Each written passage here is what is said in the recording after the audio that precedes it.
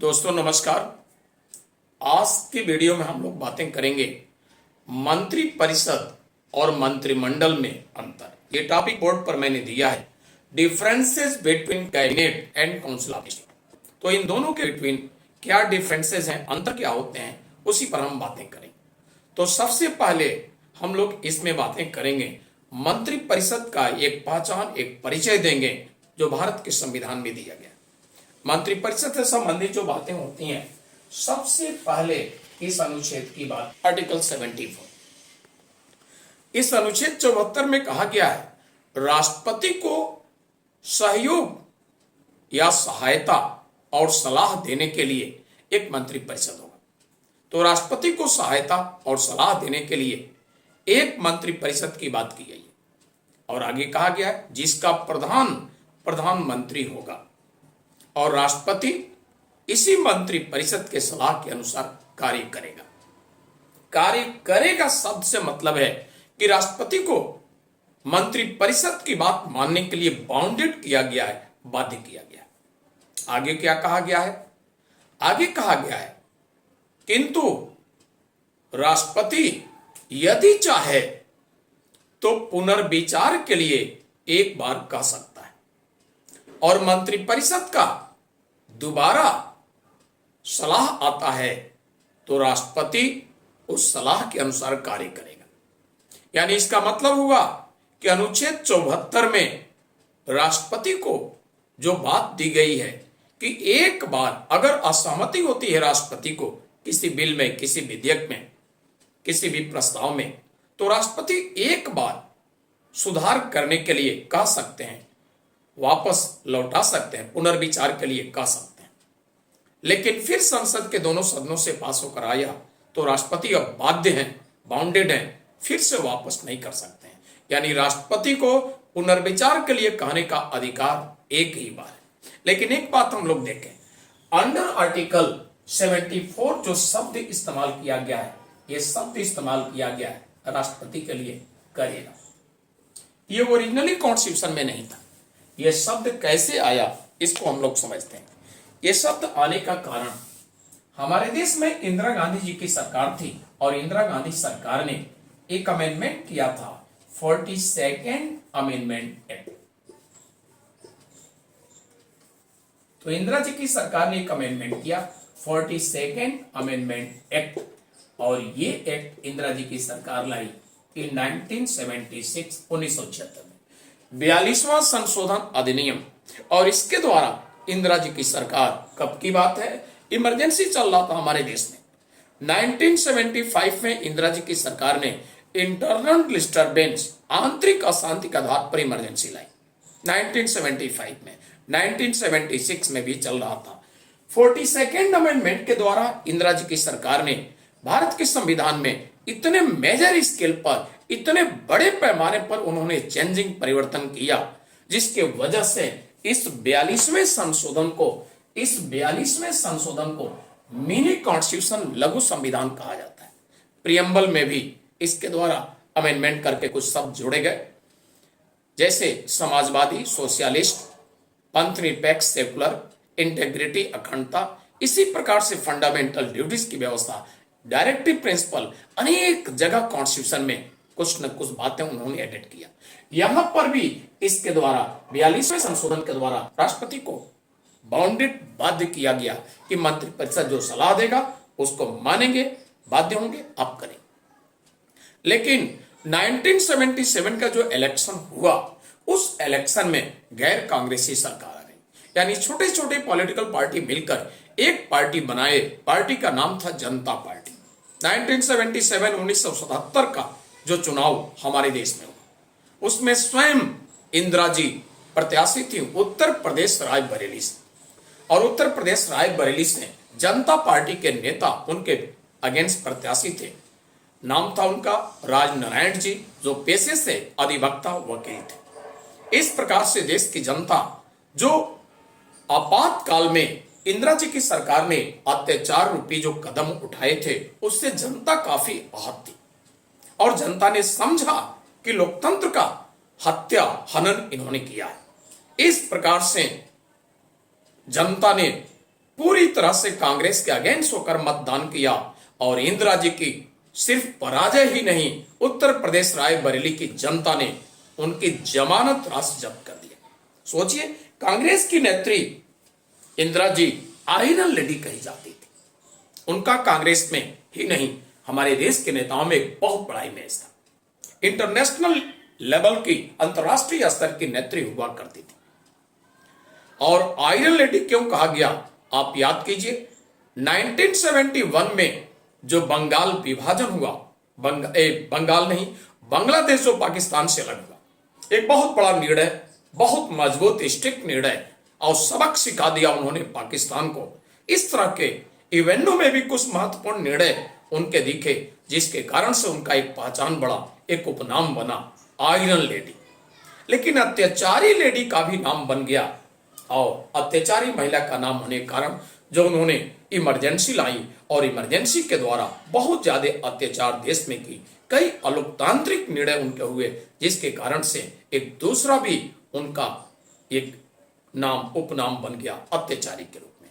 तो इस प्रकार से इसी संशोधन के द्वारा इन्होंने जोड़ा। लेकिन जनता पार्टी सरकार जो 1977 में आई, उन्होंने एक अमेंडमेंट किया, और मोरारजी देसाई सरकार पहली गैर कांग्रेसी सरकार के प्रधानमंत्री हुए। इन्होंने अमेंडमेंट किया, कौन सा, ये संशोधन, 44वां संशोधन अधिनियम, 44th अमेंडमेंट एक्ट, 44वां संशोधन अधिनियम। और 44वां संशोधन अधिनियम मोरारजी देसाई सरकार लाई 1978। इसके द्वारा इन्होंने क्या किया, इसके द्वारा इन्होंने व्यवस्था किया कि राष्ट्रपति पुनर्विचार के लिए कह सकता है, यानी एक केस, एक मामले में, एक प्रस्ताव, एक विधेयक में एक बार करें। दोबारा फिर वह प्रस्ताव, वह विधेयक संसद के दोनों सदनों से अगर पास होकर आया तो राष्ट्रपति अब बाध्य होंगे, बाउंडेड होंगे सिग्नेचर करें। तो लौटाने की जो शक्ति, पुनर्विचार की शक्ति, अगर आप लोगों से पूछा गया किस संशोधन से अनुच्छेद 74 में एडिट किया गया, जोड़ा गया, आपका जवाब होगा यही, किसके शासनकाल, मोरारजी देसाई। आइए देखा जाए तो इस प्रकार से यह है अनुच्छेद 74। मंत्रिपरिषद से संबंधित कुछ और अनुच्छेद पर हम लोग बातें करें, और ये अनुच्छेद होगा अनुच्छेद 75, अनुच्छेद 75।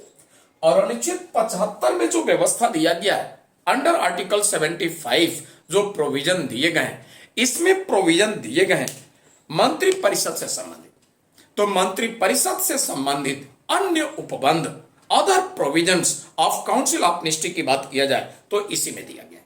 इसमें क्या कहा गया है, इसमें आर्टिकल 75 जो है, इस 75 के पार्ट फर्स्ट में कहा गया, 75 के पार्ट फर्स्ट में जो कहा गया वो मंत्रियों की नियुक्ति से संबंधित, प्रधानमंत्री की नियुक्ति से संबंधित। तो 75 पार्ट फर्स्ट में कहा गया है कि प्रधानमंत्री राष्ट्रपति के द्वारा नियुक्त होंगे, या ये कहिए कि राष्ट्रपति प्रधानमंत्री को नियुक्त करेगा। अन्य मंत्रियों की नियुक्ति राष्ट्रपति के परामर्श पर, अन्य मंत्रियों की नियुक्ति राष्ट्रपति प्रधानमंत्री के सलाह पर करेगा। तो प्रधानमंत्री को नियुक्त करेगा भारत का राष्ट्रपति, और प्रधानमंत्री के अतिरिक्त जो अन्य मंत्री होंगे वो प्रधानमंत्री के सलाह पर करेगा। प्रधानमंत्री रिटन अपने सलाह में लिखित रूप से जो जो नाम देंगे उसी नाम पर सिग्नेचर होगा राष्ट्रपति का, यानी अन्य मंत्रियों की नियुक्ति राष्ट्रपति के प्रधानमंत्री के सलाह पर राष्ट्रपति करेंगे। तो 75 आर्टिकल के फर्स्ट पार्ट में एक कहा गया है कि राष्ट्रपति प्रधानमंत्री की नियुक्ति करेगा, अन्य मंत्रियों की नियुक्ति प्रधानमंत्री के सलाह पर राष्ट्रपति करेगा। इतनी बातें इसमें दी गई है। आइए देखा जाए इसी अनुच्छेद के सेकेंड पार्ट में कहा गया, सेकेंड पार्ट में shape of council of ministry, मंत्रिपरिषद के आकार से संबंधित बातें यहां की गई हैं। तो यहां पर जो बात किया गया है मंत्रिपरिषद के आकार से संबंधित, ये यहां पर तो बात की गई है नियुक्ति की, ये नियुक्ति की बात यहां की गई, अपॉइंटमेंट की। और यहां पर मंत्रिपरिषद का आकार, और मंत्रिपरिषद के आकार से संबंधित बातें क्या की गई हैं, यहां पर मंत्रिपरिषद के आकार से संबंधित जो बातें की गई हैं वो इस प्रकार से यहां कहा गया है आर्टिकल 75 के पार्ट सेकंड में कि प्रधानमंत्री सहित मंत्रिपरिषद के कुल सदस्यों की संख्या लोकसभा के कुल सदस्यों की संख्या के 15% होगी। ये किसके? प्रधानमंत्री सहित। तो यूनियन काउंसिल ऑफ मिनिस्ट्री संघीय मंत्रिपरिषद जो होगी उसमें including prime minister maximum minister should be 15% of total strength of Lok Sabha. यानी संघीय मंत्रिपरिषद में प्रधानमंत्री सहित प्रधानमंत्री को सम्मिलित करके मंत्रिपरिषद में सदस्यों की अधिकतम संख्या होगी लोकसभा के कुल सदस्यों की संख्या का कितने परसेंट? 15%। यह ध्यान दीजिएगा, आपके देश में मंत्रिपरिषद का सेप सीमा आकार कोई निश्चित नहीं था, जितना होते थे मंत्री नियुक्त होते थे। और ऐसा मंत्रिपरिषद में इनका आकार बढ़ना, मंत्रियों के सदस्यों की संख्या बहुत ज्यादा होने का कारण क्या था? हमारे देश में एक ट्रेंड, एक परंपरा सा बन गया गठबंधन सरकार। गठबंधन सरकार यूपीए की रही, एनडीए की जो भी सरकारें रहीं, इसमें गठबंधन में अलायंस गवर्नमेंट में प्रधानमंत्री की स्थिति कमजोर होती है। मान लीजिए कोई पार्टी है, सरकार को सपोर्ट समर्थन दे रहा है, उसके पास 10 लोकसभा सदस्य और माना कि एक मंत्री है। उसने क्या किया? शाम को प्रधानमंत्री को फोन किया, प्रधानमंत्री जी आपको प्रधानमंत्री बने रहने में, सरकार चलाने में मेरे 10 लोकसभा सदस्यों का सहयोग है और मंत्री मैं अकेला। ये तो कोई बात नहीं हुई। शाम को 6 बजे फोन किया उस पार्टी का नेता, प्रधानमंत्री को रात भर नींद नहीं आएगा, टेंशन। प्रधानमंत्री सुबह उठते ही सबसे पहले क्या निर्णय लिए? सबसे पहले प्रधानमंत्री निर्णय लिए किसी तरह से इस नेता को मनाओ। मनाने के लिए प्रधानमंत्री ने सुबह 8 बजे ही फोन करके बोला, नेताजी चिंता न कीजिए, आपके पार्टी से 5 और मंत्री होंगे, 6 मंत्री हो गए।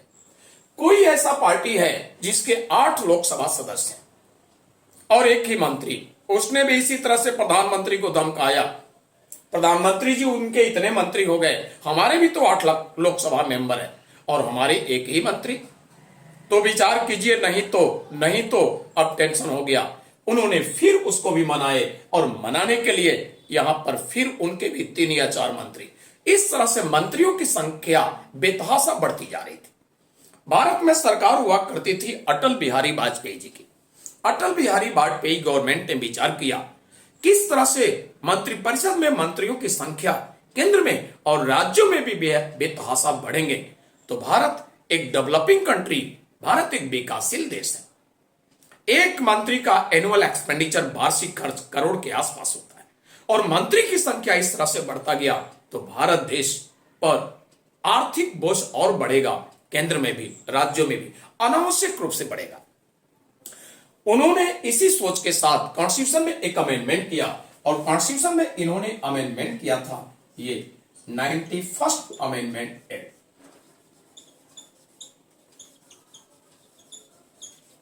तो अटल बिहारी वाजपेयी सरकार ने ये 91st अमेंडमेंट एक्ट लाई 2003 और इस अमेंडमेंट के द्वारा इन्होंने यूनियन काउंसिल ऑफ मिनिस्ट्री में मंत्रियों की संख्या फिक्स कर दिया। मैंने अभी बताया कि प्रधानमंत्री सहित लोकसभा के कुल सदस्यों की संख्या का, मंत्रियों की संख्या प्रधानमंत्री सहित संघ में मंत्रियों की संख्या कितनी होगी? लोकसभा के कुल सदस्यों की संख्या का 15%, इससे अधिक नहीं होगी, अधिकतम। इसी संशोधन से इन्होंने राज्यों के लिए भी कर दिया कि राज्य में, किसी भी राज्य में अधिक से अधिक मंत्री होंगे तो कैसे? उस राज्य के मुख्यमंत्री सहित अधिकतम मंत्रियों की संख्या होगी उस राज्य के विधानसभा के कुल सदस्यों की संख्या का 15%। तो इन state council of ministry maximum minister should be 15% of total strength of legislative assembly including chief minister. ये बात किया गया। तो राज्यों में मुख्यमंत्री सहित मंत्रियों की अधिकतम संख्या उस राज्य के विधानसभा के कुल सदस्यों की संख्या का 15% ये कर दिया गया। ये राज्य में भी हो गया, केंद्र में भी। इनकी सरकार अटल बिहारी वाजपेयी सरकार ने विचार किया कि भारत में कुछ ऐसे भी राज्य हैं जहां पर विधानसभा के सदस्यों की संख्या बहुत कम है, बहुत छोटा सा विधानसभा। जैसे देखा जाए पुदुचेरी, पुदुचेरी हमारे यहां देश में एक ऐसा राज्य क्षेत्र है जहां पर विधायकों की संख्या वहां के विधानसभा में, लेजिस्लेटिव असेंबली में कितने हैं? 30 विधायक हैं। अब 30 का अगर 15% किया जाए तो 4 के आसपास होना चाहिए। इसी प्रकार से सिक्किम में वहां पर विधायकों की संख्या 32 है, इसी आसपास भी होंगे मंत्री। गोवा में 40 हैं, तो 40 का 15% किया जाए नियर अबाउट 6 के आसपास होना चाहिए। इसी प्रकार से देखा जाए तो मिजोरम वहां भी 40 है। इसलिए इनकी कैबिनेट ने विचार किया और विचार करके इस निष्कर्ष पर पहुंची कि भारत के ऐसे राज्य जिनके कुल विधायकों की संख्या का अगर 15% करने पर 12 से कम मंत्री होते हैं, उन राज्यों को स्मॉल स्टेट्स, छोटे राज्य के कैटेगरी में रखा जाएगा। और ऐसे भारत के सभी राज्य जिनके कुल विधायकों की संख्या का 15% करने पर अगर अधिक से अधिक 12 मंत्री होते हैं, तो वहां पर मैक्सिमम मिनिस्टर्स कितने होंगे, इनके लिए इन्होंने व्यवस्था कर दिया कि यहां पर मैक्सिमम मिनिस्टर्स होंगे और ये कितने होंगे? ये होंगे 12। तो छोटे राज्यों के लिए व्यवस्था इसी संशोधन से किया गया, अधिकतम मंत्रियों के बाद। ये व्यवस्था आपने देखा। अब देखा जाए 75 के पार्ट 3 में क्या व्यवस्था है। ये तो रहा 75 के पार्ट 2 का एक्सप्लेनेशन, जो काउंसिल ऑफ मिनिस्ट्री मंत्रिपरिषद के सदस्यों की संख्या के बाद। तो किस संशोधन से किया गया? जवाब 91। कब किया गया? जवाब 2003। किसके शासनकाल? अटल बिहारी वाजपेयी। और न सिर्फ संघीय मंत्रिपरिषद, राज्य मंत्रिपरिषद में भी यह व्यवस्था किया गया। और ऐसे राज्य जिनके विधायक कम है, उनके लिए अधिकतम कितने मंत्री होंगे, ये भी बातें हो गई। आइए देखते हैं अनुच्छेद 75 का पार्ट 3। अनुच्छेद 75 के पार्ट 3 में जो व्यवस्था दिया गया वो इस प्रकार से। यहां व्यवस्था दिया गया कि संसद के किसी सदन का सदस्य, या ये कहिए कि संसद के किसी सदन में किसी राजनीतिक दल का कोई सदस्य अगर दल बदल के आधार पर, किसके आधार पर? अगर दल बदल को इंग्लिश में कहा जाता है डिफेक्शन। तो पार्लियामेंट संसद के किसी सदन का किसी भी राजनीतिक दल का सदस्य अगर डिफेक्शन, दल बदल के कारण अपनी सदस्यता के लिए अयोग्य घोषित हो जाता है, डिस्क्वालीफाई हो गया मेंबरशिप उसकी। अब इसमें यह कहा गया है 75 पार्ट 3 में कि सिर्फ संसद के किसी सदन की सदस्यता उसकी समाप्त नहीं होगी, सदस्यता के लिए अयोग्य नहीं होगा, वह जो मंत्री पद पर होगा उसका मंत्री पद भी अब समाप्त हो जाएगा। तो फिर से सुनिए, 75 के पार्ट 3 में कहा गया है कि संसद के किसी सदन के किसी भी राजनीतिक दल का कोई सदस्य अगर डिफेक्शन, दल बदल के कारण उसकी सदस्यता समाप्त होती है, तो ऐसे परिस्थिति में सिर्फ उसकी सदस्यता नहीं समाप्त हुई, उसका मंत्री पद से भी हटना होगा, मंत्री पद भी समाप्त होगा। यह बात 75 पार्ट 3 में। आइए 75 के पार्ट 4 में हम लोग बातें करते हैं। तो 75 पार्ट 4 में कहा गया है कि मंत्री जो होंगे वो राष्ट्रपति के प्रसाद पर्यंत पद धारण करें। ये शब्द जो संविधान में इस्तेमाल किया गया है, इसको देखिएगा, ये शब्द इस्तेमाल किया गया है प्रसाद पर्यंत।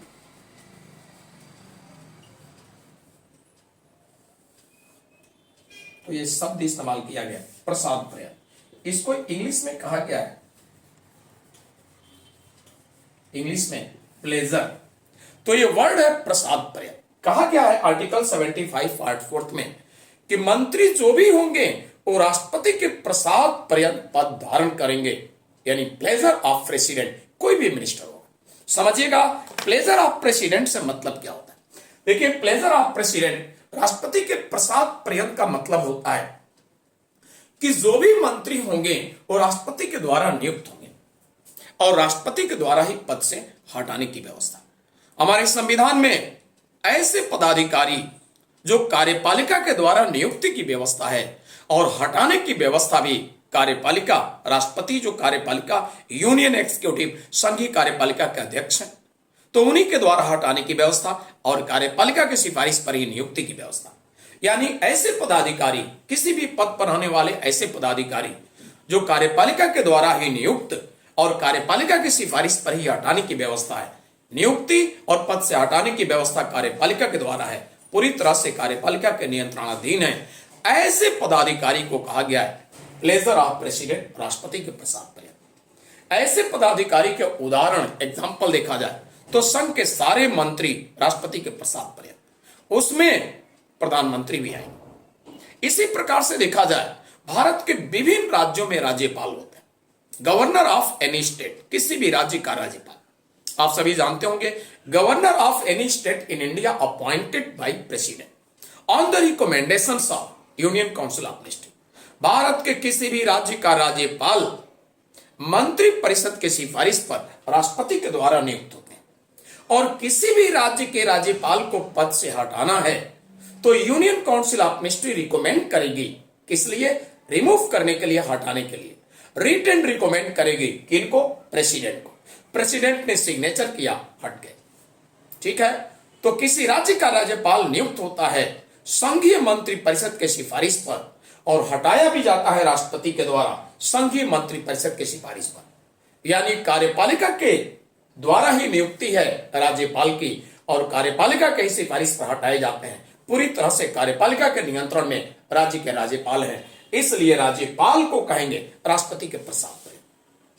ठीक, एक बात और सोचिए जरा, आप ये सोचेंगे कि माना कि मंत्री परिषद ने सिफारिश किया, उनके सिफारिश को राष्ट्रपति न माने, इस पर भी हम लोग विचार करें। देखिए 1971 की बात है, ये 1971 की बात है। 1971 में सुप्रीम कोर्ट एससी यानी सुप्रीम कोर्ट के निर्णय आए। क्या निर्णय आए? एससी के सुप्रीम कोर्ट के निर्णय क्या आए? सुप्रीम कोर्ट ने अपने निर्णय में दिया 1971 में कि अंडर आर्टिकल 74 में जो हमने अभी बातें किया कि सलाह देगी मंत्री परिषद, सलाह जो मंत्री परिषद देगी उसको मानने के लिए राष्ट्रपति बाध्य होंगे।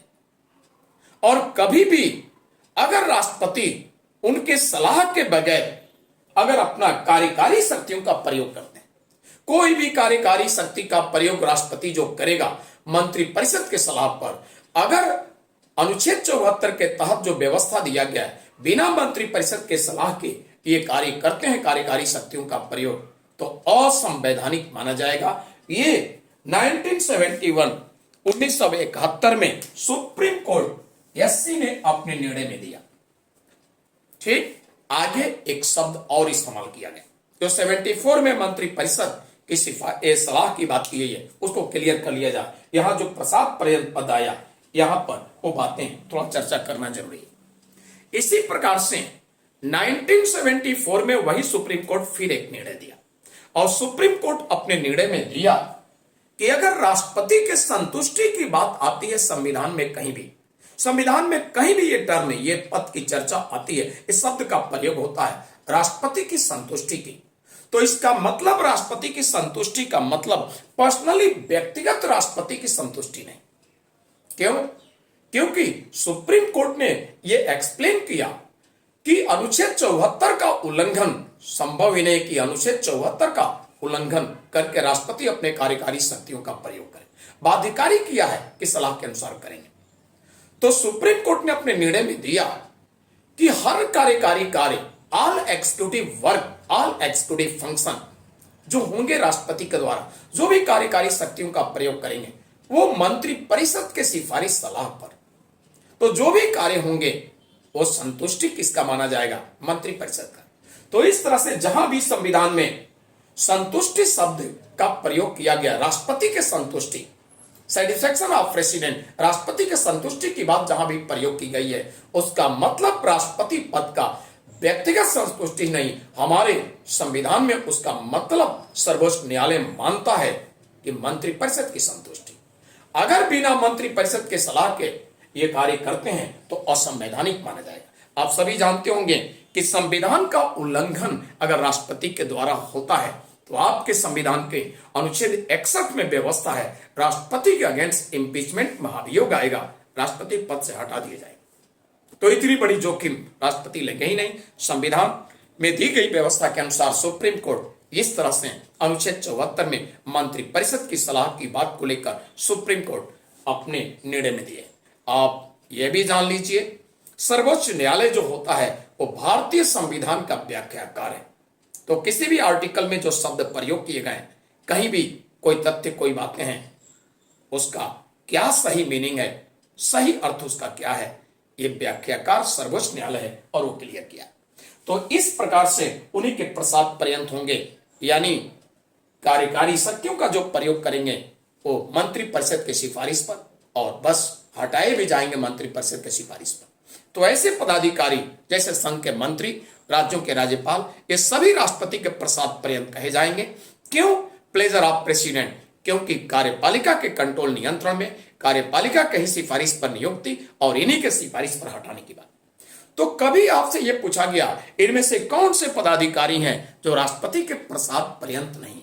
इसका मतलब हुआ कि ऐसे पदाधिकारी जो नियुक्ति भले ही राष्ट्रपति के द्वारा है, लेकिन हटाने की व्यवस्था मंत्रिपरिषद के द्वारा नहीं। नियुक्ति हुआ मंत्रिपरिषद, संघीय मंत्रिपरिषद की सिफारिश पर, लेकिन हटाने की व्यवस्था मंत्रिपरिषद की सिफारिश पर राष्ट्रपति के द्वारा नहीं। उसमें कोई और बॉडी, कोई और निकाय है जिनके द्वारा हटाने की व्यवस्था है। कार्यपालिका के द्वारा नियुक्ति जरूर है, लेकिन कार्यपालिका की सिफारिश पर राष्ट्रपति के द्वारा हटाने की व्यवस्था जब नहीं होगी तो ऐसे पद को कहा जाएगा कि राष्ट्रपति के प्लेजर, राष्ट्रपति के प्रसाद पर्यंत नहीं। ऐसे पद का उदाहरण जैसे कहा जाएगा ये होगा CAG, controller and auditor general, नियंत्रक एवं महालेखा परीक्षक। इसी प्रकार से हम लोग देखें और भी एग्जाम्पल होगा CEC, चीफ इलेक्शन कमिश्नर, मुख्य निर्वाचन आयुक्त। इसी प्रकार से देखा जाए तो CJI, ये होगा CJI, chief justice of India, या ये कहेंगे अदर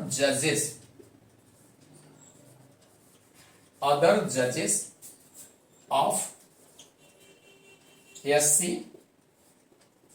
एंड SC। तो आप ये कहेंगे कंट्रोलर इन ऑडिटर जनरल, नियंत्रक एवं महालेखा परीक्षक।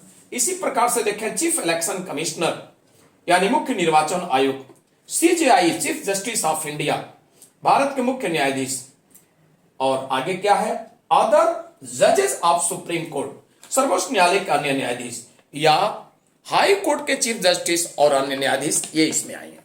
तो देखिए अलग से मैं दिखा दूं कि इस तरह के पदाधिकारी जो प्लेजर में नहीं आते उनकी बात मैं कर लूं, अलग से दिखा दूं। तो ऐसे पदाधिकारी जो प्रसाद पर्यंत नहीं है, ऐसे पदाधिकारी जो प्रसाद पर्यंत, राष्ट्रपति के प्रसाद पर्यंत, राष्ट्रपति के प्रसाद पर्यंत नहीं, इस तरह के पदाधिकारी में कौन? जैसे CAG, controller and auditor general, नियंत्रक एवं महालेखा परीक्षक। इसी प्रकार से हम लोग देखें तो ये CEC, chief election commissioner, CEC and CEC, chief election commissioner, और नेक्स्ट होंगे ये ऑल जजेस ऑफ SC एंड SC, यानी सर्वोच्च न्यायालय के सभी न्यायाधीश, उसमें chief justice of India, Bharat के मुख्य न्यायाधीश, अन्य न्यायाधीश में होंगे। उसी तरह से हाई कोर्ट के चीफ जस्टिस, अदर जजेस भी होंगे। और भी पदाधिकारी चेयरमैन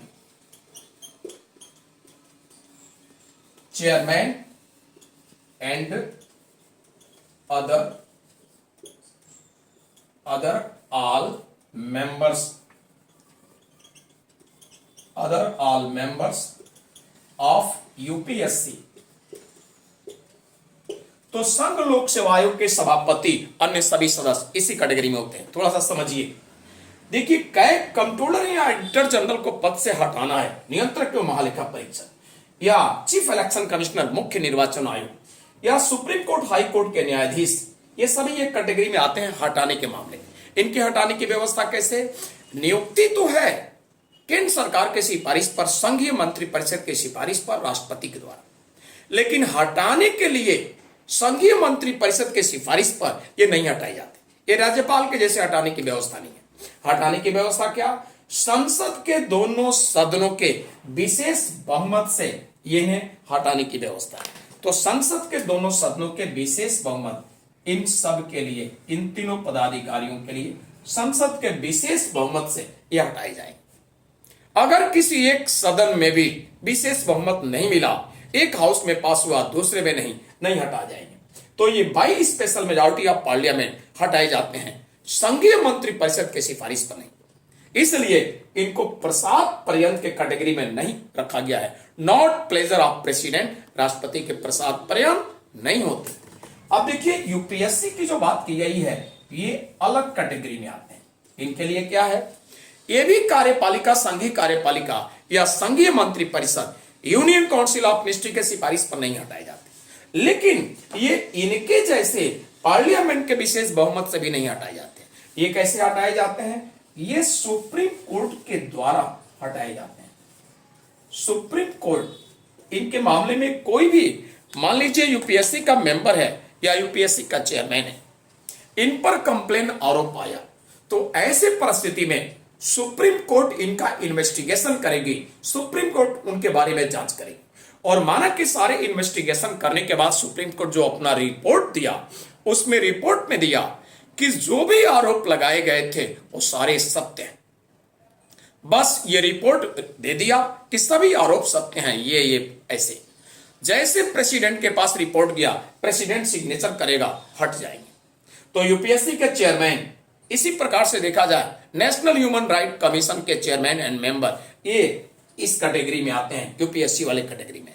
तो इनकी हटाने की व्यवस्था न कार्यपालिका की सिफारिश पर है, न पार्लियामेंट के हाउसेस के बहुमत से है। तो ऐसे पदाधिकारी जो संघीय मंत्रिपरिषद के सिफारिश पर राष्ट्रपति के द्वारा हटाए नहीं जाते। नियुक्ति संघीय मंत्रिपरिषद के सिफारिश पर राष्ट्रपति द्वारा हुआ, लेकिन हटाने की व्यवस्था संघीय मंत्रिपरिषद के सिफारिश पर नहीं है। या तो संसद के विशेष बहुमत या सुप्रीम कोर्ट के इन्वेस्टिगेशन रिपोर्ट से है। ऐसे पदाधिकारी को कहते हैं कि राष्ट्रपति के प्रसाद पर्यंत नहीं होते, नॉट प्लेजर ऑफ प्रेसिडेंट। तो ये था, आपने देखा आर्टिकल 75 का पार्ट 4। अब हम लोग बातें करेंगे इस आर्टिकल 75 का पार्ट 5। ये 75 के पार्ट 5 में बातें करें। आइए देखते हैं इसमें क्या व्यवस्था है। तो आर्टिकल 75 के पार्ट 5 में दिया गया है कि मंत्रिपरिषद सामूहिक रूप से, यहां दिया गया है मंत्रिपरिषद सामूहिक रूप से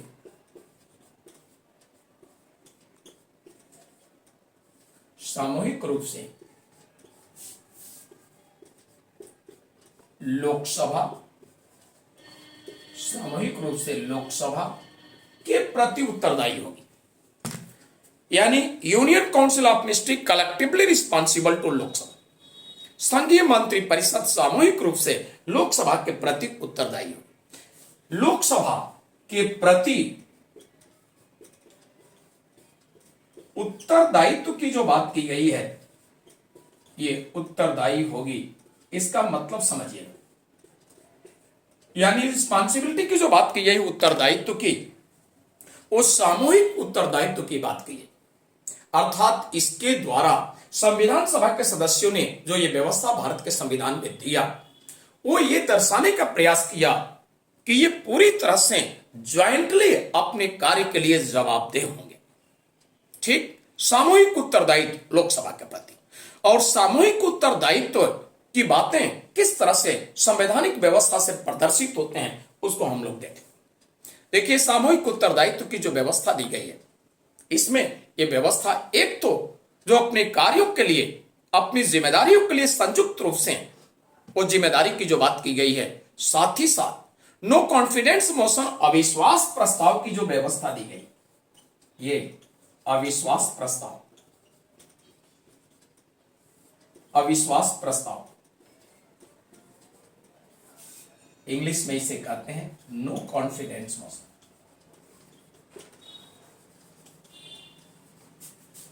तो ये नो कॉन्फिडेंस मोशन, अविश्वास प्रस्ताव की बात की गई है। नो कॉन्फिडेंस मोशन कहां लाया जाता है? लोकसभा में। और नो कॉन्फिडेंस जब पास होता है तो मंत्री जो भी होंगे उनके पद रिक्त हो गए, रिजाइन देंगे, सरकार गिर गई। अब ध्यान दीजिए, उसमें ऐसा कोई मंत्री है जो लोकसभा का मेंबर नहीं है, राज्यसभा का है। तो यह मत समझिए कि लोकसभा ने पास किया, जो मंत्री राज्यसभा का मेंबर है वो लोकसभा का मेंबर ही नहीं है, उसका पद तो कायम रहेगा। बट ऐसा नहीं है। सामूहिक रूप से मंत्रिपरिषद लोकसभा के उत्तरदायित्व से मतलब है कि मंत्रियों की जवाबदेही उत्तरदायित्व लोकसभा के प्रति है। भले ही कोई मंत्री उनकी सदस्यता राज्यसभा की है, लेकिन मंत्रिपरिषद के उत्तरदायित्व की बात है, सदस्य के उत्तरदायित्व की बात नहीं। तो वैसा मंत्री जिनकी सदस्यता राज्यसभा का है उनकी भी पद चली जाएगी। ये सामूहिक उत्तरदायित्व की ये व्यवस्था संविधान की ये स्पष्ट करता है, सामूहिक उत्तरदायित्व। इतना ही नहीं, यहां पर यह भी व्यवस्था दिया गया है कि कैबिनेट जो होगी, जो बैठक लेगी, जो भी सरकारी कार्यों के लिए सामूहिक निर्णय कैबिनेट मंत्रिमंडल करती है। सामूहिक उत्तरदायित्व की व्यवस्था यहां से भी परिलक्षित होता है, यहां से भी रिफ्लेक्ट होता है। वो क्या? कोई भी मंत्री कैबिनेट मिनिस्टर, कैबिनेट मंत्रिमंडल जो निर्णय लिया और उस बैठक में कोई एक मंत्री है जो असहमत है, मन में उसके विरोध है उस निर्णय से, तो ऐसे परिस्थिति में वो विरोध कर रहा है और विरोध करके मंत्रिमंडल में बना रहे, ये संभव नहीं। यानी मंत्रिमंडल जो निर्णय लेगी वो सामूहिक माना गया है। वहां भी सदन के अंदर और सदन के बाहर आपको समर्थन करना है। एक सामूहिक उत्तरदायित्व की व्यवस्था में यह दिया गया है कि कैबिनेट जब भी सरकारी कार्यों से संबंधित बैठक करेगा, निर्णय लेगा, वो निर्णय वहां भी और सदन के अंदर भी सदन के बाहर भी आपको समर्थन करना है, आपको उसके पक्ष में बोलना है, सपोर्ट करना है। अगर किसी को कोई असहमति है तो एक उपाय है, त्याग पत्र देना होगा। त्याग पत्र देकर ही अपनी असहमति जताएंगे। जब तक त्याग पत्र नहीं, आप उसमें विरोध करके नहीं रहेंगे। और इसके एग्जाम्पल भी कुछ मैं दिखा, तो इनके एग्जाम्पल इस प्रकार से आपको मिलेंगे। जैसे केंद्र की सरकार, केंद्र की कैबिनेट ने क्या किया, 1953 में एक निर्णय लिया, और ये क्या था? इस समय हिंदू कोड बिल जो कानून बना, इसको लेकर के उस समय के कैबिनेट के मेंबर थे, और ये थे डॉक्टर B.R. अंबेडकर।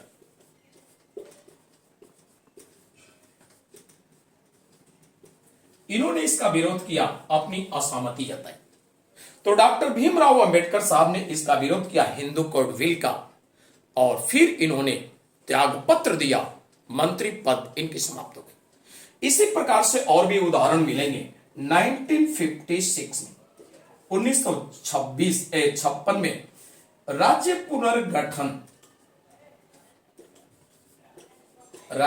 पुनर्गठन जो पॉलिसी थी, जो नीति थी, इसको लेकर के विरोध किए थे CD देशमुख।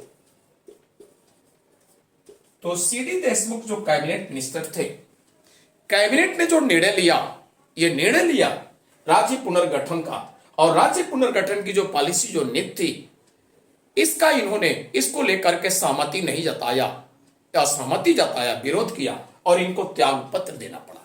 इसी प्रकार से देखा जाए तो और भी उदाहरण मिलते हैं। 1986 में ये थे आरिफ मोहम्मद। पहले मुद्दा देखिए क्या था, मैं उसको दिखा। मुस्लिम महिला अधिनियम, ये था मुस्लिम महिला अधिनियम।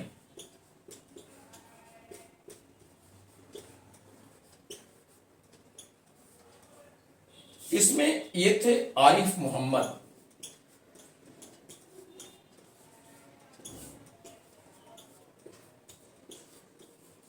आरिफ मोहम्मद ने क्या किया, असहमति जताया किस बात को लेकर?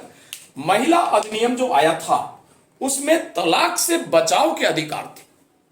3 तलाक जो मुस्लिम लोगों में हुआ करता था महिलाओं को लेकर, तो उसमें तलाक से बचाव के अधिकार की व्यवस्था था इस कानून में, मुस्लिम महिला अधिनियम में।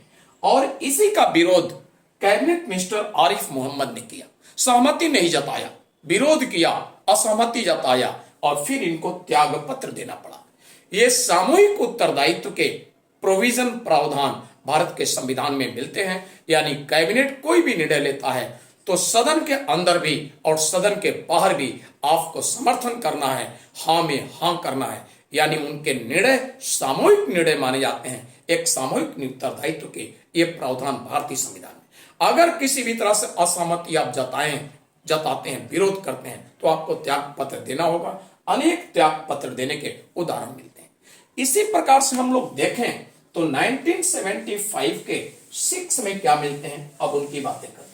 1975 के 6 में देखा जाए तो इस प्रकार से 75 के 6 में जो व्यवस्था मिलते हैं वो इस तरह से, ये आर्टिकल 75 के पार्ट 6 में व्यवस्था दिया गया।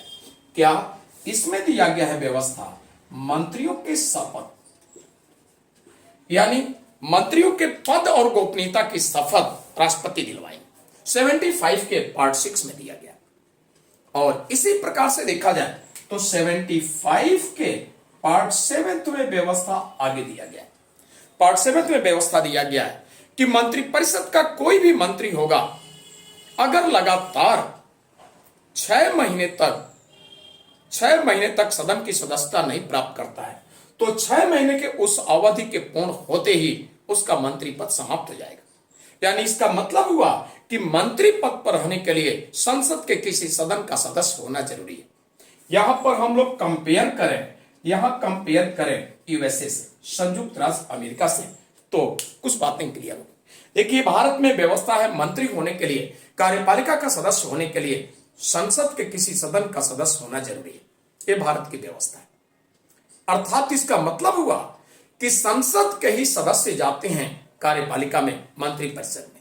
इसका मीनिंग और क्लियर देखें, डेप्थ, तो यह भी हुआ कि पार्लियामेंट एंड एग्जीक्यूटिव दोनों में क्लोज रिलेशन, अर्थात संसद, विधायिका और कार्यपालिका दोनों में घनिष्ठ संबंध है, क्योंकि मंत्री होने के लिए संसद के किसी सदन का सदस्य होना जरूरी है। यह भारत की व्यवस्था है, यानी संसद के किसी सदन के सदस्य नहीं है तो मंत्री पद आपकी नहीं रहेगी। यूएसए में क्या व्यवस्था है, सपोज कर लीजिए जो बाइडेन वहां के प्रेसिडेंट है, आज मान लीजिए इलेक्ट होकर आए प्रेसिडेंट राष्ट्रपति पद पर। जो बाइडेन को अगर लगता है कि यूएसए का कोई ऐसा नागरिक है जो बाइडेन उनके पार्टी के लिए, उनके लिए वफादार है, बहुत योग्य है, लेकिन वहां पर पार्लियामेंट को कहा गया है कांग्रेस, तो कहिए कांग्रेस यानी पार्लियामेंट के जो 2 हाउसेस हैं यूएसए में, सीनेट, हाउस ऑफ रिप्रेजेंटेटिव, वह व्यक्ति जो बाइडेन के लिए वफादार योग्य है, लेकिन हाउस ऑफ रिप्रेजेंटेटिव या सीनेट यानी पार्लियामेंट के किसी भी हाउस का मेंबर नहीं है, संसद के किसी सदन का सदस्य नहीं है, लेकिन राष्ट्रपति जो बाइडेन के निगाह में योग्य है उनके लिए बहुत अच्छा है, वो नियुक्त कर देंगे। यूएसए में सरकार का टर्म होता है 4 ईयर, 4 वर्ष। किसी भी सदन का सदस्य वो नहीं है, लेकिन यूएसए में प्रेसिडेंट जो बाइडेन के साथ 4 वर्ष मंत्री पद पर रहेगा। इसका मतलब हुआ कि यूएस कॉन्स्टिट्यूशन में मंत्री पद पर रहने के लिए, कार्यपालिका का सदस्य होने के लिए वहां के पार्लियामेंट, वहां के संसद, वहां के कांग्रेस के किसी सदन का सदस्य होना जरूरी नहीं। यानी वहां पर एक पॉलिटिकल थिंकर्स थे, नाम था फ्रेंच पॉलिटिकल थिंकर्स। ये फ्रांस के एक राजनीतिक चिंतक का नाम मैं बताऊं, उनका नाम था, फ्रांस के राजनीतिक चिंतक का नाम था मॉन्टेस्क्यू। तो इनका नाम था मॉन्टेस्क्यू।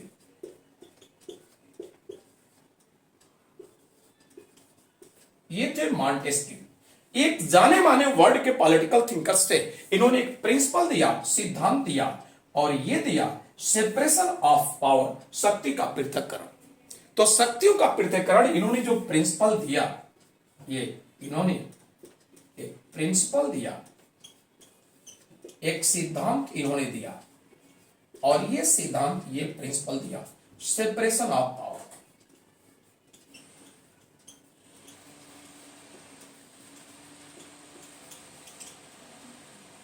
सेपरेशन ऑफ पावर यानी शक्तियों का पृथक्करण।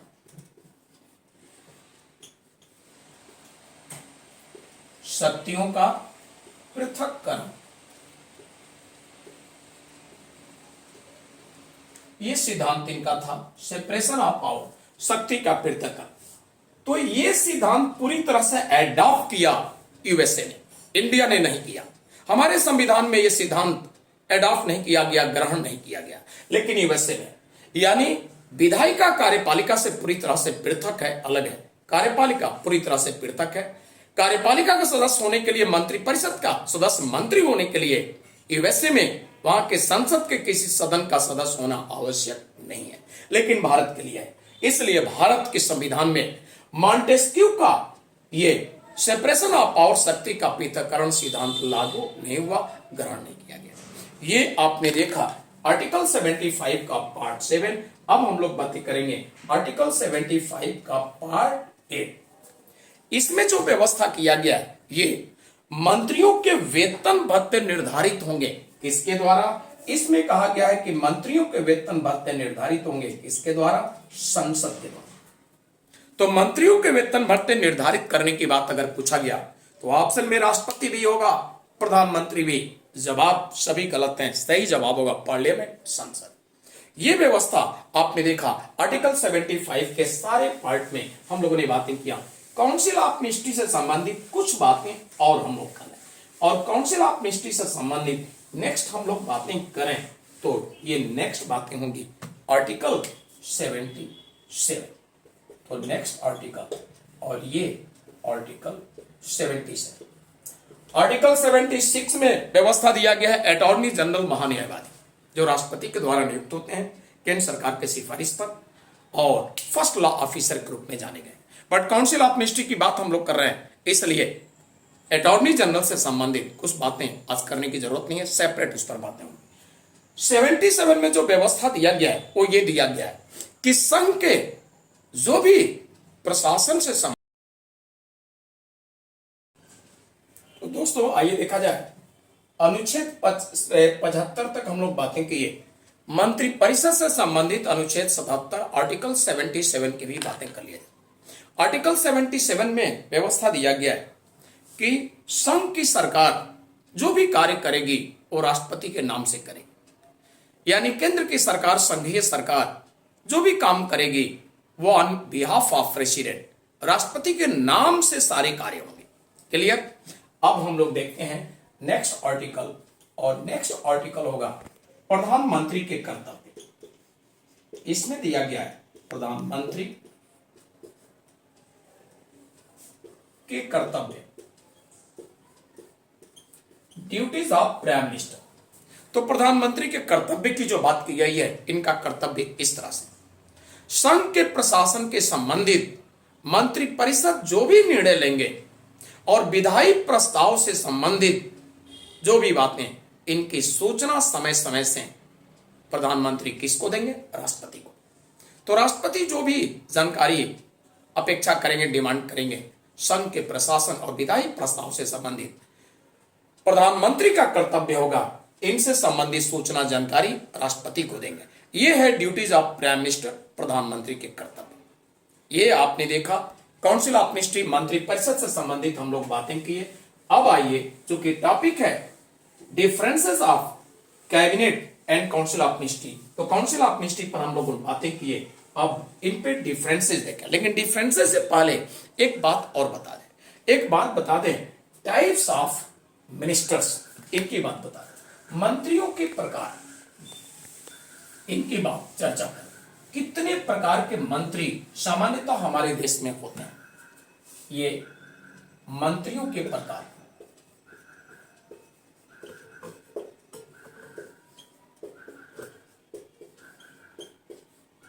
टाइप्स ऑफ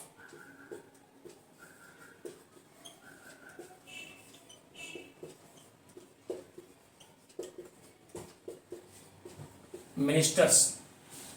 पहला टाइप ऑफ कहेंगे ये होगा कैबिनेट मंत्री।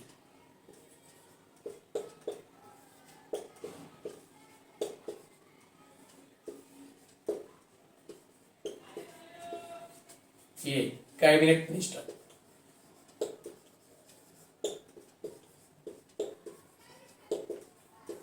ये फर्स्ट टाइप। और सेकेंड टाइप होगा, ये होगा राज्य मंत्री।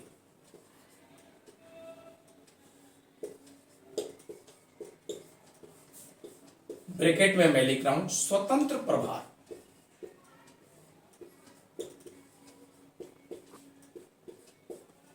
State ministers, state minister independent charge.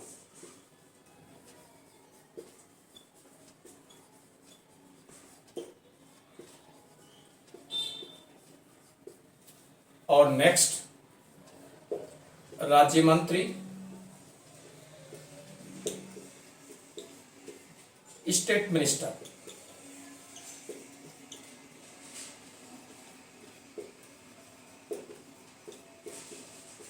और नेक्स्ट होगा फोर्थ उप मंत्री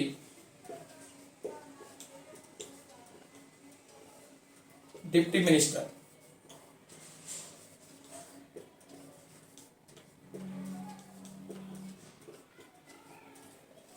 तो सामान्यतः ये चार प्रकार के मंत्री। एक पांचवा मंत्री भी देख लीजिए, और पांचवा मंत्री ये संसदीय सचिव।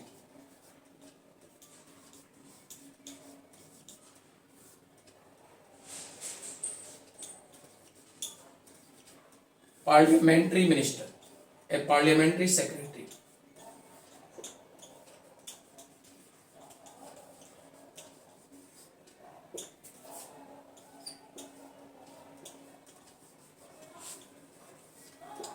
तो देखिए सामान्य रूप से ये पांचवा जो मंत्री है पार्लियामेंट्री सेक्रेटरी आज के डेट में नहीं होते। हमारे देश में राजीव गांधी जी की सरकार आई तो राजीव गांधी सरकार जो अपने मंत्रिपरिषद का विस्तार किया इन 1987, तो अंतिम समय 1987 में ही ये पार्लियामेंट्री मिनिस्टर हुए। 1987 के बाद मंत्रिपरिषद विस्तार में, काउंसिल ऑफ मिनिस्ट्री में राज्य हो या केंद्र ये नहीं दिखे। तो 1987 के बाद 1987 के बाद मंत्रियों का टाइप्स प्रकार देखें तो चार ही प्रकार के रहा। लेकिन 1987 तक आपके देश में 5 प्रकार के मंत्री होते थे। संसदीय सचिव, पार्लियामेंट्री सेक्रेटरी। सचिव जो शब्द है इसका मतलब ये ना समझिएगा कि ये ब्यूरोक्रेट्स नौकरशाह होंगे, आईएएस ऑफिसर, बिल्कुल नहीं। ये पॉलिटिकल पर्सन, राजनीतिक व्यक्ति, और ये कार्य क्या करते रहे, ये जो सीनियर मिनिस्टर हुआ करते थे, वरिष्ठ मंत्री, उनके संसदीय कार्यों में ये सहयोग करते थे। लेकिन मंत्रिपरिषद विस्तार जो हुआ राजीव गांधी जी के समय में, और इस प्रकार से अंतिम रूप से 87 तक ही रहे। 87 के बाद जो भी सरकारें बनी है उसमें पार्लियामेंट्री सेक्रेटरी नहीं रहे। मंत्रियों का टाइप्स कितने, ये 4 आज भी ध्यान दीजिएगा। टाइप्स ऑफ मिनिस्टर, मंत्रियों के प्रकार, संविधान के किसी अनुच्छेद में इसकी चर्चा नहीं। नंबर फर्स्ट ये कंफर्म हो लिया जाए, ये व्यवहार में है मंत्रियों के प्रकार जो आपने देखा। लेकिन तो ये 5 जो टाइप्स हैं मंत्रियों के, इसमें सबसे बड़ा मिनिस्टर होता है कैबिनेट मिनिस्टर। ठीक, कैबिनेट मंत्री सबसे बड़ा, राज्यों में हो या केंद्र में, दोनों जगह ये मंत्रियों का यही टाइप है। इस प्रकार से राज्यों में होगा तो कैबिनेट मिनिस्टर को कार्य बांटेगा, वर्क डिस्ट्रीब्यूट करेगा, आवंटित करेगा कौन, सीएम। और केंद्र में होगा तो पीएम, प्राइम मिनिस्टर। तो कार्य भी डिस्ट्रीब्यूट डायरेक्ट पीएम सीएम, और इनको डायरेक्शन भी डायरेक्ट पीएम सीएम, और इस तरह से इन पर कंट्रोल, सुपरविजन डायरेक्ट पीएम या सीएम। इसी प्रकार से देखा जाए तो ये राज्य मंत्री स्वतंत्र प्रभार जो हैं इनको भी डायरेक्ट पीएम या सीएम, डायरेक्ट। ठीक है, तो बस इनको भी वर्क डिस्ट्रीब्यूट करेगा, कार्यों को बांटेगा, इन पर कंट्रोल, नियंत्रण, डायरेक्शन, निर्देश और सुपरविजन, पर्यवेक्षण डायरेक्ट पीएम सीएम करेगा। ठीक है, लेकिन इन दोनों में अंतर देखिए।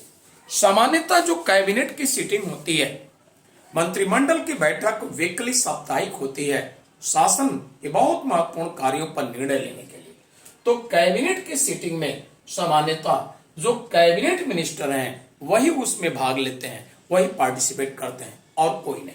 ठीक है, वीकली साप्ताहिक इसकी बैठक होती है। ठीक, लेकिन राज्य मंत्री स्वतंत्र प्रभार, जो डिपार्टमेंट जो विभाग प्रधानमंत्री ने दिया है, जो जिम्मेदारी संभाल रहे हैं, इनके डिपार्टमेंट, इनके विभाग से संबंधित कोई जरूरी मुद्दा है, कोई बहुत आवश्यक मुद्दा है जो कैबिनेट के सीटिंग में, मंत्रिमंडल की बैठक में चर्चा का विषय बना है, तो प्रधानमंत्री इनको विद रेस्पेक्ट, पूरे सम्मान के साथ ऑफर करेंगे, आमंत्रित करेंगे। और ऐसे परिस्थिति में ये राज्य मंत्री स्वतंत्र प्रभार भी कैबिनेट के सीटिंग में, मंत्रिमंडल के बैठक में पार्टिसिपेट करेगा, भाग लेगा।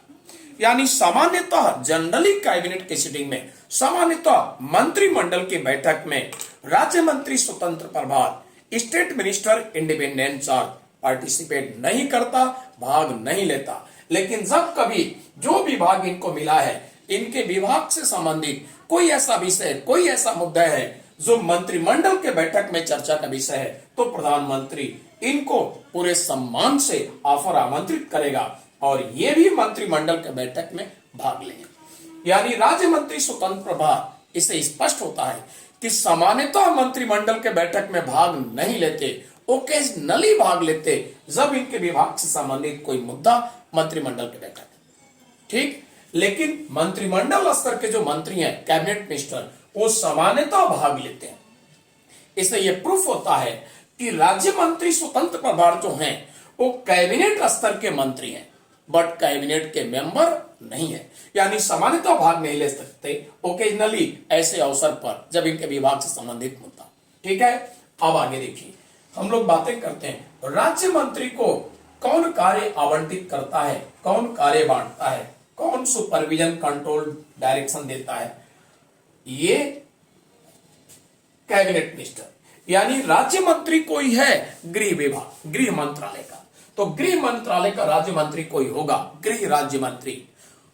यानी होम मिनिस्ट्री का स्टेट मिनिस्टर कोई है, तो कैबिनेट मिनिस्टर ही उनको, होम मिनिस्ट्री के कैबिनेट मिनिस्टर ही कार्य बांटेंगे, वही डायरेक्शन, वही सुपरविजन, वही कंट्रोल करेंगे, पीएम नहीं, डायरेक्ट पीएम नहीं। इसी प्रकार से मान लीजिए फाइनेंस मिनिस्ट्री का स्टेट मिनिस्टर है, फाइनेंस एक मंत्रालय, एक मिनिस्ट्री है, और मान लीजिए कि बजट विभाग या बैंकिंग डिपार्टमेंट किसी स्टेट मिनिस्टर को मिला है, तो फाइनेंस मिनिस्ट्री का जो कैबिनेट मिनिस्टर होगा, जैसे आज के डेट में निर्मला सीतारमण जी हैं, वो कार्य इनको बांटेगी, वो डायरेक्शन देगी, वो सुपरविजन कंट्रोल करेंगे, डायरेक्ट पीएम नहीं। इसी प्रकार से अगर फॉरेन मिनिस्ट्री का स्टेट मिनिस्टर है, तो डायरेक्ट एस जयशंकर साहब इनको डायरेक्शन देंगे, सुपरविजन, कंट्रोल, वर्क डिस्ट्रीब्यूट करेंगे, कार्य बांटेंगे, प्रधानमंत्री नहीं। इसी प्रकार से डिप्टी मिनिस्टर, उप मंत्री जो है, ये जिस मंत्रालय का डिप्टी मिनिस्टर है, बस उस मंत्रालय का कैबिनेट मिनिस्टर इनको कार्य बांटेगा। तो माना कि एग्रीकल्चर मिनिस्ट्री का ये एग्रीकल्चर डिप्टी मिनिस्टर है, यानी कृषि मंत्रालय का कृषि उप मंत्री है, इनको कार्य बांटेंगे। एग्रीकल्चर मिनिस्ट्री के कैबिनेट मिनिस्टर हैं अर्जुन मुंडा, तो वही कार्य इनको बांटेंगे, डायरेक्ट प्रधानमंत्री नहीं। इस प्रकार से मंत्रियों में देखें तो आज के डेट में उप मंत्री सबसे छोटे लेवल का मंत्री है, इनसे बड़ा राज्य मंत्री, इनसे बड़ा राज्य मंत्री स्वतंत्र प्रभार, और मंत्रियों में सबसे बड़ा कैबिनेट मिनिस्टर। ये इस प्रकार से एक सीक्वेंस बना है। Parliamentary minister, parliamentary secretary, parliamentary secretary मैं बता ही चुका हूं कि 1987 तक राजीव गांधी सरकार का जो विस्तार हुआ मंत्रिपरिषद का, अंतिम बार वही था। उसके बाद कोई भी सरकार पार्लियामेंट्री मिनिस्टर की व्यवस्था नहीं दिया, तो आज के डेट में आई। और बता चुका हूं कि ये टाइप्स ऑफ मिनिस्टर, मंत्रियों के प्रकार भारत के संविधान के किसी आर्टिकल में नहीं है। ये व्यवस्था व्यवहार में सरकारें इस्तेमाल करती हैं, राज्य की सरकार, केंद्र की सरकार, बट संविधान में कहीं उल्लेख मेंशन नहीं है। तो आपने देख लिया, एक क्वेश्चन पूछा जाता है, यूपीएससी भी सिविल सर्विस में पूछ चुका है, और स्टेट पीसीएस यूपी में भी पूछा ये गया है कि इनमें से कौन सा मिनिस्टर्स है, पूछा गया है कि इनमें से कौन सा मिनिस्टर है जो ऑप्शन में इस प्रकार से रख लीजिए, इसको 1 2 3 4 न कह के ABCD कर लीजिए, इस प्रकार से ये, तो ये ऑप्शन मान लीजिए 4 पूछा गया था। यूपीएससी सिविल सर्विस में भी पूछा है और स्टेट पीसीएस यूपी में भी पूछा गया। इनमें से कौन सा मंत्री है जो कैबिनेट स्तर का है बट कैबिनेट का मेंबर नहीं? कौन सी मंत्री जो मंत्रिमंडल स्तर का है बट मंत्रिमंडल का सदस्य नहीं है? तो इस क्वेश्चन का जवाब कौन होगा?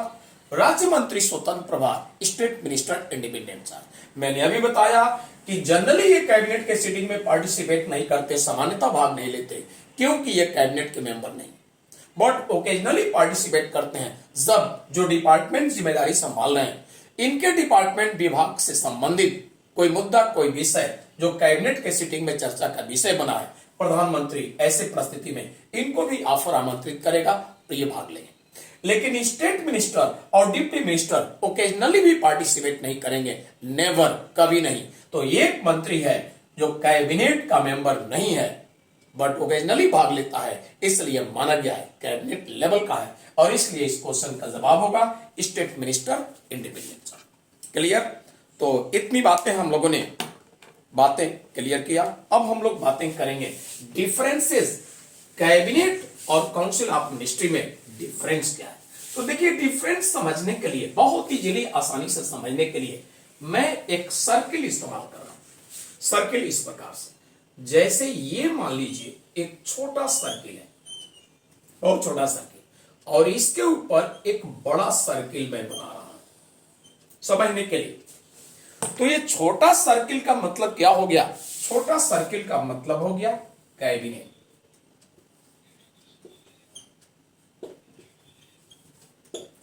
ये कैबिनेट, मंत्रिमंडल।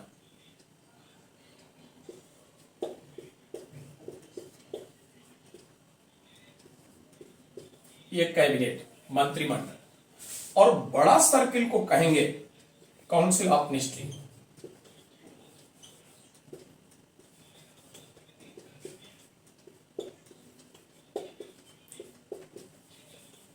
यानी मंत्री परिषद।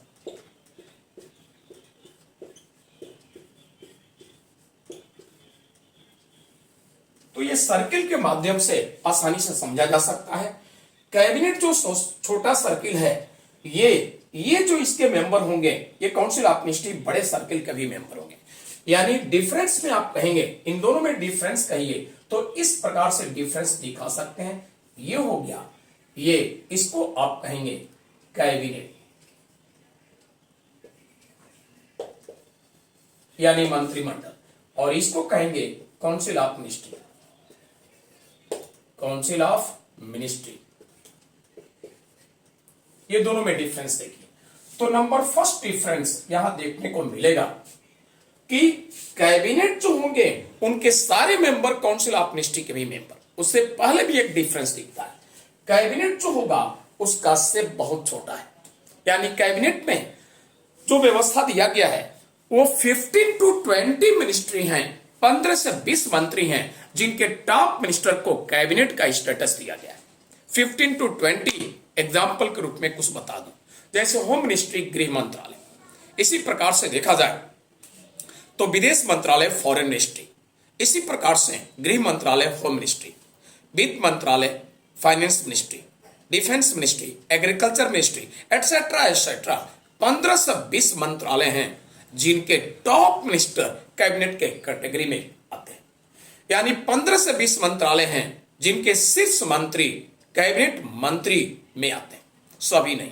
लेकिन सारे मंत्रालय, सभी मंत्रालयों के शीर्ष मंत्री नहीं, सभी मिनिस्ट्री के टॉप मिनिस्टर नहीं। 15 to 20, 15 से 20, और 15 से 20 के भी सभी मंत्री नहीं। इन 15 से 20 के टॉप शिखर वाले मंत्री, जैसे होम मिनिस्ट्री के टॉप मिनिस्टर आज के डेट में कौन है? अमित शाह। तो अमित शाह जी कैबिनेट मिनिस्टर। इसी प्रकार से फाइनेंस मिनिस्ट्री के टॉप मिनिस्टर, शिखर के मंत्री कौन? निर्मला सीतारमन जी। निर्मला सीतारमन जी को कहा जाएगा कैबिनेट मिनिस्टर। फॉरेन मिनिस्ट्री के टॉप मिनिस्टर कौन? डॉक्टर एस जयशंकर जी, यानी एस जयशंकर जी कैबिनेट मिनिस्टर। इसी प्रकार से डिफेंस मिनिस्ट्री के टॉप मिनिस्टर राजनाथ सिंह क्या होंगे? Cabinet minister. तो 15 से 20 मंत्रालय के जो टॉप मिनिस्टर शिखर के मंत्री हैं वो कैबिनेट के कैटेगरी में आते हैं। सभी मंत्रालयों के शिखर के मंत्री टॉप मिनिस्टर नहीं, और 15 से 20 के भी सभी नहीं, टॉप वाले, शिखर वाले, ये है कैबिनेट।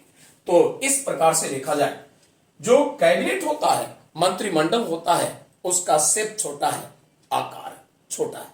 इसमें क्या 15 से 20 मंत्री इसमें होते हैं। इसमें देखा जाए तो इसमें होते हैं 60 to 80 के आसपास होते हैं। ये बहुत बड़ा आकार है।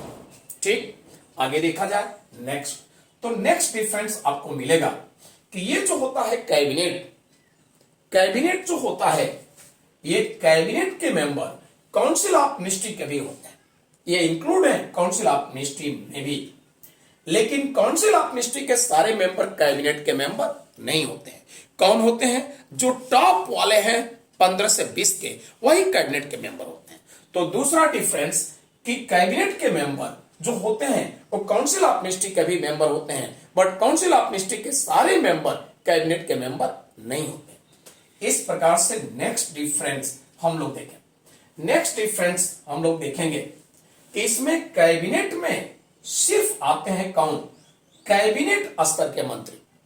तो मंत्रिमंडल स्तर के जो मंत्री हैं सिर्फ वही आते हैं, जबकि इसमें ऑल सभी आते हैं, यानी cabinet minister, state minister independent charge, state minister राज्य मंत्री और डिप्टी मिनिस्टर, ये सारे आ जाते हैं। नेक्स्ट डिफरेंस हम लोग देखा जाए तो ये होता है कैबिनेट का वीकली सीटिंग होता है। ये वीकली साप्ताहिक बैठक इसकी होती है, और शासन से संबंधित देश के लिए शासन से संबंधित महत्वपूर्ण कार्यों के लिए ये सामूहिक बैठक करते हैं, वीकली साप्ताहिक बैठक करते हैं, और देश के लिए महत्वपूर्ण कार्यों से संबंधित ये सामूहिक बैठक करके निर्णय लेते हैं। एक निकाय के रूप में सामूहिक, एक कलेक्टिव ये सिटिंग करके निर्णय लेते हैं। लेकिन देखा जाए यहां पर चौथा डिफरेंस काउंसिल ऑफ मिनिस्ट्री में, तो ऐसे किसी पब्लिक कार्य, सार्वजनिक कार्य के लिए इनकी सामूहिक बैठक देश के किसी कार्य के लिए नहीं होती है। आगे देखें, फिफ्थ डिफरेंस आपको देखने को मिलेगा वो ये कि काउंसिल ऑफ मिनिस्ट्री के वास्तविक शक्तियां, real power of council of ministry used by cabinet. तो वास्तविक शक्ति जो होता है, यानी रियल पावर जो काउंसिल ऑफ मिनिस्ट्री का, वो कैबिनेट के द्वारा ही प्रयोग किया जाता है। और यहां कहेंगे काउंसिल ऑफ मिनिस्ट्री में कि काउंसिल ऑफ मिनिस्ट्री के पास शक्तियां तो प्राप्त है, बट वो पेपर कागज में ही है। वास्तव में इन शक्तियों का प्रयोग कैबिनेट के द्वारा होता है, काउंसिल ऑफ मिनिस्ट्री के द्वारा नहीं होते। आगे देखा जाए तो आगे डिफरेंस में कहा जाएगा कि देश के लिए सभी महत्वपूर्ण राजनीतिक निर्णय कैबिनेट के द्वारा होते हैं। ये निर्णय, डिसीजन जो लिए जाते हैं कैबिनेट के द्वारा, और ये जो निर्णय लिए जाते हैं ये सभी मंत्रियों के लिए बाध्यकारी है।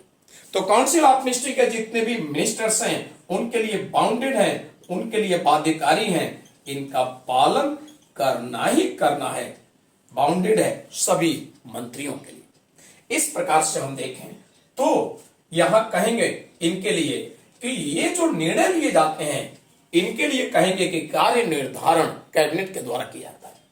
अब देखिए, अब आगे डिफरेंस हम देखेंगे कि ये जो भी निर्णय लेते हैं वो इनकी जिम्मेदारी है कैबिनेट की, उनकी कार्यकारण किस प्रकार से हो रहा है, किस प्रकार से अनुपालन हो रहा है, इसके विषय में भी ये देख रेख करते हैं। तो इसका देख रेख कि अच्छे ढंग से अनुपालन हो रहा है कि नहीं, इनका देख रेख करना भी कौन काम करता है? कैबिनेट। और इस प्रकार से उनका अनुपालन करना, फॉलो करना, ये किसका काम है? ये है काउंसिल ऑफ मिनिस्ट्री के सभी मिनिस्टर्स का। तो इस तरह से काउंसिल ऑफ मिनिस्ट्री और कैबिनेट में मेजर डिफरेंस है, कोई कंफ्यूजन नहीं, दोनों में काफी गंभीर अंतर पाया जाता है। ये है कैबिनेट और काउंसिल ऑफ मिनिस्ट्री। देखिए, कैबिनेट जो होता है, हमारे यहां कैबिनेट सिस्टम मंत्रिमंडल व्यवस्था चल रही। पूछा गया कि कैबिनेट सिस्टम, विभागीय प्रणाली, डिपार्टमेंटल सिस्टम या कैबिनेट सिस्टम भारत में जो चल रहा है वो कहां की व्यवस्था है? तो आपका जवाब होगा ब्रिटेन। जो लंबे समय तक भारत पर शासन किया, वहां की ये व्यवस्था है। और कैबिनेट सिस्टम अगर ये पूछा गया हमारे देश में कब प्रारंभ हुआ, तो हमारे देश में प्रारंभ हुआ 1861 में, 1861 में। किसके शासन काल में प्रारंभ हुआ, तो देखिए ये शासन काल कहा जाएगा 1856 से लेकर और 1862 तक एक वायसराय हुआ करता था, वायसराय लॉर्ड कैनिंग। ये भारत में शुरू हुआ 1861 में। तो जाहिर सी बात है इसी बिटवीन है, यानी वायसराय हुआ करता था लॉर्ड कैनिंग, उसी के शासनकाल में। तो किसके शासनकाल में भारत में पहली बार कैबिनेट सिस्टम शुरुआत हुई? आपका जवाब वायसराय लॉर्ड कैनिंग के शासनकाल में। कब शुरू हुआ? 1861। और कैबिनेट सिस्टम मंत्रिमंडल प्रणाली क्या है? कैबिनेट सिस्टम मंत्रिमंडल प्रणाली संविधान सभा के सदस्यों ने इन उद्देश्यों के साथ ही व्यवस्था किया। उन्होंने समझा कि कोई व्यक्ति कितना हो ब्रिलियंट क्यों न हो, लेकिन डिफरेंट डिफरेंट नेचर के वर्क, अलग अलग प्रकृति के कार्य, एक ही व्यक्ति अलग अलग प्रकृति के कार्य, डिफरेंट डिफरेंट नेचर के वर्क अच्छे से नहीं कर सकता। कोई व्यक्ति बहुत बड़ा एक्सपर्ट है इकोनॉमिक मामलों में, तो साइंस के क्षेत्र का एक्सपर्ट नहीं है, साइंस के क्षेत्र के अच्छे से निर्णय, अच्छे से कार्य नहीं कर पाए, या लॉ के क्षेत्र में एक्सपर्ट नहीं है, कोई लॉ का एक्सपर्ट है तो इकोनॉमी का नहीं, इंजीनियरिंग, मेडिकल एक्सेट्रा नहीं। इसलिए संविधान सभा के सदस्यों ने माना कि डिफरेंट डिफरेंट नेचर के वर्ग, अलग अलग प्रकृति के कार्य, जब अलग अलग व्यक्तियों को जिम्मेदारी दिया जाएगा तो वह उस विभाग, मिनिस्ट्री के लिए प्रतिनिधि होगा, जिम्मेदारी, रिस्पॉन्सिबिलिटी, अच्छे से कार्य होगा और देश का विकास होगा। इन्हीं उद्देश्यों के साथ भारत में कैबिनेट सिस्टम, मंत्रिमंडल प्रणाली व्यवस्था ली गई। और पूछा गया कहां की व्यवस्था है, तो जवाब ब्रिटेन। भारत में कब पहली बार प्रारंभ, यह भी हो गया। यह है कैबिनेट सिस्टम, मंत्रिमंडल प्रणाली। इस पर कुछ विचारकों के जो विचार आए हैं वहां भी आपका ध्यान दिला दें। कैबिनेट के इंपॉर्टेंस पर, कैबिनेट के इंपॉर्टेंस, महत्व पर कुछ विचारकों ने अपने विचार दिए। जैसे ब्रिटेन के पॉलिटिकल थिंकर्स हुआ करते थे, इनका नाम sir John Marriott. Sir John Marriott ने कैबिनेट पर अपना विचार देते हुए बताया कि कैबिनेट जो होता है एक धुरी के समान होता है, यानी संपूर्ण राजनीतिक मशीनरी कैबिनेट के चारों तरफ मूव करती है, घूमती है। पूरी राजनीतिक मशीनरी, पूरी पॉलिटिकल जो मशीनरी है वो कैबिनेट के चारों तरफ मूव करती है। तो कैबिनेट के इंपॉर्टेंस, उसके शक्ति ताकत को देखते हुए जॉन मैरियट, जो ब्रिटिश पॉलिटिकल थिंकर्स थे, ब्रिटिश एडमिनिस्ट्रेटिव थिंकर्स के रूप में भी इनके विचार आए हैं, इन्होंने अपना विचार दिया। इस विचार से भी समझ सकते हैं कि कैबिनेट का क्या महत्व, क्या इंपॉर्टेंस है, शक्तियां, पावर इनसे परिलक्षित होती है। तो इस वीडियो में इतना ही।